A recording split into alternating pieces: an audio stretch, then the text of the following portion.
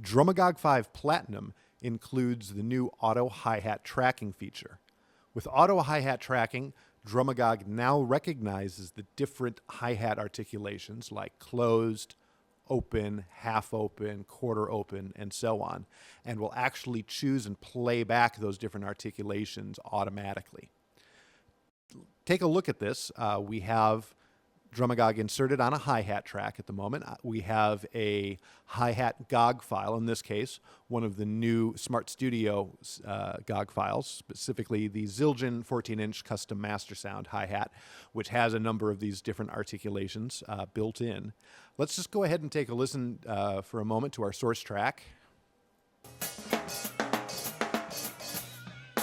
So we have a little bit of a hi-hat track which has, various articulations, both open and closed. Okay, let's go ahead and stop that. And what we're going to do is over on the right-hand side of the interface is the auto hi-hat tracking button. So we're going to click on it, which enables it.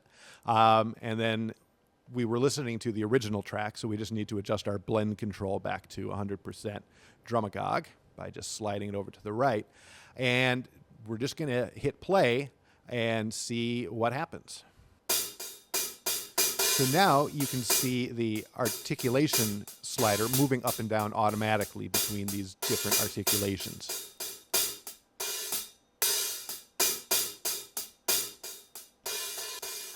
Now we're going to open the settings page. There's one control that adjusts something called the auto hi-hat threshold. This just adjusts the feature to your track depending on whether the track is mostly open or closed. If we adjust this and raise the slider up a little bit, you'll see how it starts favoring open hi-hats. And if we leave it towards the bottom, it starts favoring closed hi-hats. You just need to adjust this to your track. In this particular case, towards the bottom gives the best example.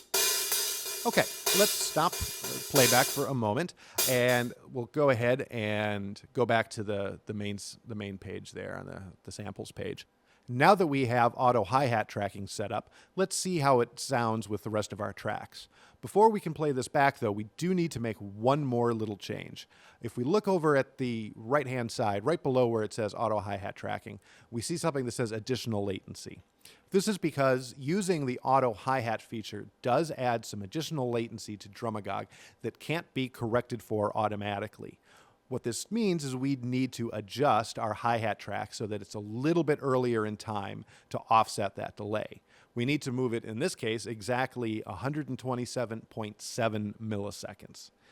Now, to do this with Logic, we just need to move the track that much earlier in time. We can do that pretty simply from Logic's event list window. So we're just going to open the event list. And now we can see that all of our tracks start at exactly 8.0 seconds.